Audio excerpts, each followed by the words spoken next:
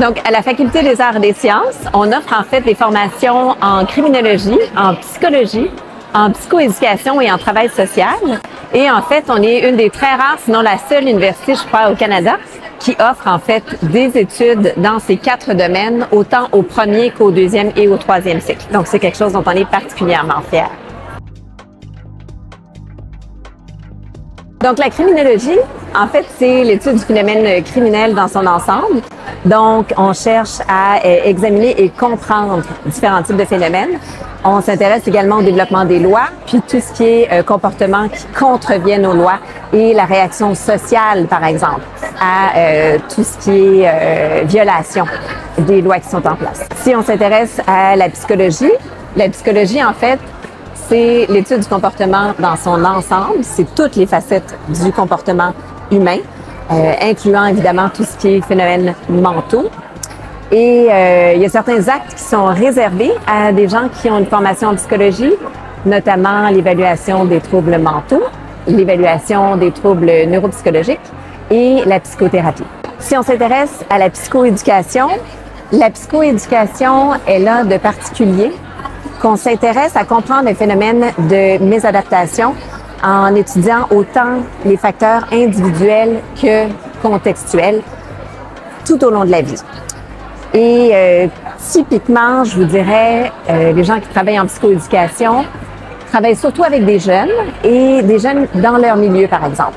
Donc, en collaboration avec la famille, avec l'école ou des fois en centre jeunesse. Finalement, le travail social s'intéresse à tout ce qui sont les besoins. Ça peut être d'un individu, d'une communauté, ça peut être d'un groupe de gens, et de trouver des ressources ou encore de développer des ressources, par exemple, pour un groupe donné. Je vous donne un exemple. Si on s'intéresse à l'itinérance, bien, on pourrait travailler sur comment redonner accès au logement à des groupes qui ont été en état d'itinérance pendant un certain temps. Bien, il y en a quelques-unes qui me viennent à l'esprit, mais je dirais un sens de l'initiative, une grande ouverture d'esprit, un réel intérêt pour l'autre, une grande curiosité. Je dirais que ça fait partie là, de ce dont on a besoin quand on s'intéresse à ces disciplines d'intervention. Ben non, c'est un mythe, en fait, que les gens se destinent nécessairement à l'intervention. C'est possible, mais c'est pas la seule avenue. Je vous donne un exemple. Par exemple, quelqu'un qui fait de la psychologie industrielle pourrait travailler dans un bureau de recherche de cadres, par exemple, pour contribuer à l'évaluation de candidats pour certains profils de postes. Donc, on est vraiment dans un milieu autre, puis ça pourrait être dit là, des 4 disciplines. On peut s'intéresser à des phénomènes beaucoup plus globaux, avoir des postes de conseiller, par exemple, ou développer des politiques ou des nouveaux services, mais c'est pas nécessairement juste au niveau de l'intervention avec un individu. Les ordres professionnels ont un rôle de protection du public, donc c'est très, très important de s'assurer que chacune des personnes qui accèdent a la formation, mais aussi toutes les compétences et les connaissances nécessaires. Donc, chacune de nos formations à la Faculté des arts et des sciences, que ce soit en criminologie, en psychologie, en psychoéducation ou en travail social, sont reconnues par nos ordres professionnels au Québec, mais l'accès en tant que tel à chaque ordre peut dépendre, le processus peut être un peu différent d'un ordre à l'autre. Donc, je vous encourage à aller vous informer sur ce qui est nécessaire comme démarche pour accéder à l'ordre professionnel.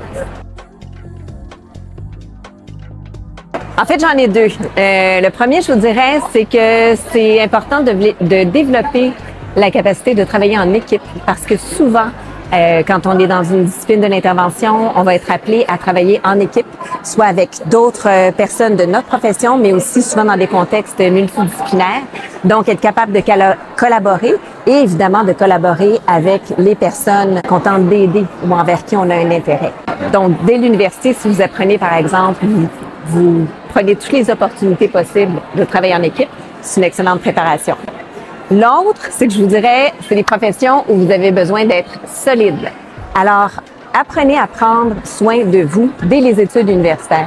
Donc, avoir un bon équilibre entre travail, études, vie personnelle, gardez-vous en forme, gardez-vous en bonne santé mentale, parce que ça, c'est des choses qui vont bien vous servir. Puis c'est pas nécessairement des réflexes qu'on va développer une fois qu'on a atterri dans un premier poste ou un premier emploi, puis on va être vraiment très sollicité. Donc, prenez dès maintenant des bonnes habitudes et tendez vers une vie équilibrée.